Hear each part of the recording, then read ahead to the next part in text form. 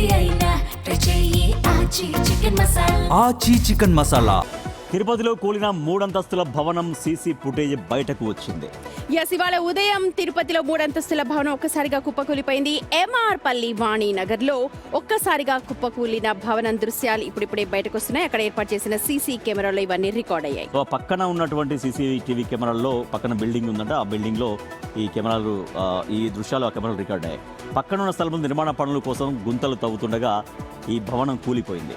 ఈ ఘటనలో 3 తీవ్రంగా గాయపడ్డారు. చూడొచ్చు విజువల్స్ ఒక్కసారిగా ఎలాగా కూలిపోయిందో. అక్కడ ఏర్పాటు చేసిన ఒక సీసీ కెమెరాలో ఇవన్నీ కూడా రికార్డ్ అయ్యాయి. ఇది main road, highway, centre of the city.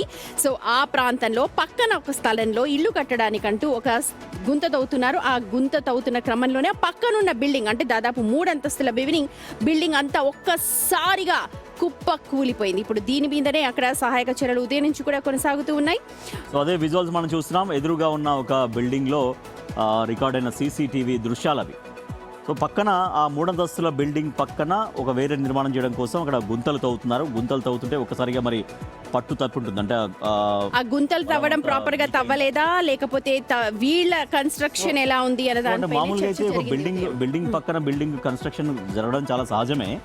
So అక్కడ మరి ప్రాపర్గా కొంత మిషనరీ ప్రాపర్గా ఉపయోగించాలి, లేదంటే సరిగ్గా మిషనరీ సరిగ్గా ఉపయోగించలేదా, లేదంటే ఇంకో బిల్డింగ్ కింది దాకా తీశారనేది తెలియాలి. ఉమాశంకర్, ఎట్లా ఈ ప్రమాదం ఎట్లా జరిగింది? సరిగ్గా 12:33 బిల్డింగ్ కొలాప్స్ అయింది.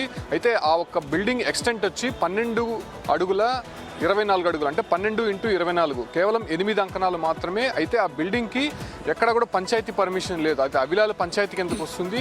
అది G+1 ఒకటి వరకే పర్మిషన్ ఉంటుంది. కాకపోతే ఆ ఒక ఓనరు 3 అంతస్తుల వరకు కట్టి ఆ 3 అంతస్తుల పైన సెల్ టవర్ నిర్మించారు. అది భారీ వెయిట్ కూడా ఉంటుంది. సో ఈ ఒక బిల్డింగ్ పక్కనే పక్క ఫ్లాట్కి సంబంధించినటువంటి ఒక నిర్మాణం జరుగుతుంది. ఆ నిర్మాణానికి సంబంధించి దాదాపు గుంతలు తవ్వినటువంటి సందర్భంగా పక్కన ఉన్నటువంటి ఈ బిల్డింగ్ పిల్లర్స్ కొంత లూజు వదిలేటువంటి క్రమంలోనే ఒక్కసారిగా ఈ బిల్డింగ్ కొలాప్స్ అవ్వడం జరిగింది. అయితే పక్కన ఉన్నటువంటి సెల్ టవర్ అంతా కూడా ఈ ఒక్క మెకానిక్ షాప్ ఉంది, అటువైపు ఇంకో ఉమాశంకర్, సాధారణంగా బిల్డింగ్ కన్స్ట్రక్ట్ చేయాలంటే బేస్మెంట్ వేస్తారా? బేస్మెంట్ స్ట్రాంగ్ గా లేదా, అసలు బేస్మెంట్ వేయలేదా ఈ బిల్డింగ్ లో? ఎందుకంటే ఒక్కసారి కొంచెం క్రాక్ ఇవ్వడం వేరు, మొత్తం బిల్డింగ్ అంతా కుప్పకూలిపోవడం నిజంగా చాలా అరుదు. అదే పక్కన ఫ్లాట్లు దానికి గుంతలు తవ్వితే ఆ పిల్లర్స్ వీక్ అయి ఉంటాయి. వీళ్ళు అసలు సరిగా ప్రాపర్ గా బేస్మెంట్ వేసుకోలేదా ఈ బిల్డింగ్ వాళ్ళు, 3 అంతస్తుల వాళ్ళు? ఫస్ట్ ఆఫ్ ఆల్ ఏంటంటే ఈ బిల్డింగ్కి సంబంధించి 5 అడుగులు మాత్రమే కింద బేస్మెంట్ తవ్వారు. ఆ పిల్లర్స్ కూడా చాలా నాణ్యత లేనటువంటి విధంగా కనిపిస్తుంది. సాధారణంగా 3 ఫ్లోర్లు కట్టాలంటే 16 mm రాడ్స్ అనేది యూజ్ చేయాలి. కాకపోతే 12 mm రాడ్స్ మాత్రమే ఈ బిల్డింగ్కి యూజ్ చేసినట్టు తెలుస్తుంది. సో అటువంటి నిర్మాణ లోపం ఒకటైతే 3 ఫ్లోర్లు కట్టడం, అంత చిన్న జాగాలోనే ఈ ఒక్క భారీ నిర్మాణం నిర్మించడము, అందులో భాగంగానే పక్కన ఇంకొక నిర్మాణం జరుగుతున్నటువంటి సమయంలోనే ఆ ఒక్క గుంత తోవడంతోనే ఈ పిల్లర్స్ అంతా కూడా లూజ్ వదిలేటువంటి సందర్భం కనిపిస్తుంది. సో ఈ కారణంగానే ఇవన్నీ కారణంగా అయ్యి ఆ ఒక బిల్డింగ్ ఒక్కసారిగా కూడా కొలాప్స్ అయింది. దాంతోపాటు కూడా పైన అధికంగా వెయిట్ ఉంది. ఒక సెల్ టవర్ అనేది దాదాపు ఒక 2500 కేజీలకి పైగా వెయిట్ ఉంటుంది. సో ఇవన్నీ కూడా కారణాలుగా చెప్తున్నారు. ప్రస్తుతం అటు పంచాయతీ అధికారులు చేరుకున్నారు. వాళ్ళని అడిగితే మాత్రం ఎటువంటి సమాధానం లేదు. 3 గాయపడ్డారన్నారు. 3రేనా, లేకపోతే మొత్తం అంతా క్లియరెన్స్ అయిపోయిందా? అక్కడ శిథిలాలని తొలగించారా? ఇంకెవరైనా కనుక్కున్నారా? సుమతి, కిందొచ్చి కొంత అంటే ఐరన్ గ్రిల్స్కి సంబంధించినటువంటి ఒక షాప్ ఉంది. ఫస్ట్ ఫ్లోర్లో మ్యారేజ్ బ్యూరోకి సంబంధించినటువంటి ఒక ఆఫీస్ ఉంది. సో ఆ మ్యారేజ్ బ్యూరోలో ఉండేటువంటి 3 అమ్మాయిలు ఉన్నారు. సో ఫస్ట్ ఆఫ్ ఆల్ ఈ బిల్డింగ్ ఒక్కసారిగా జర్కిచ్చింది. ఆ జర్కిచ్చి ఇవ్వడం కారణంగానే వాళ్ళంతా కొద్దిగా అలర్ట్ అయ్యి కిందకి దిగి పరిగెత్తా వచ్చారు.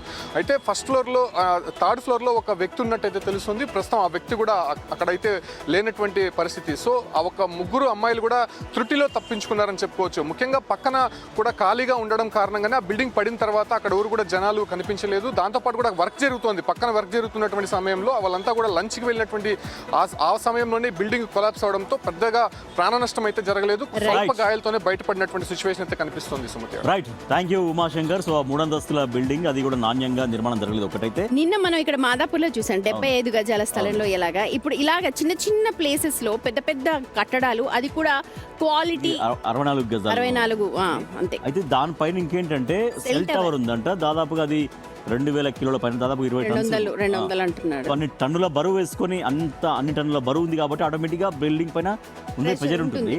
సో దాంతోపాటు అక్కడ పక్కన ఇల్లు నిర్మాణం జరుగుతుంది కాబట్టి దానికి కావాల్సిన గుంతలు తవ్వడం వల్ల ఆ భూమిలో కొంచెం పట్టు అనేది కోల్పోయింది ఆ బిల్డింగ్. సో లక్కీగా వాళ్ళు కొంత బయటకు ఎవరికి ఏమీ అవ్వలేదు కాబట్టి నిజంగా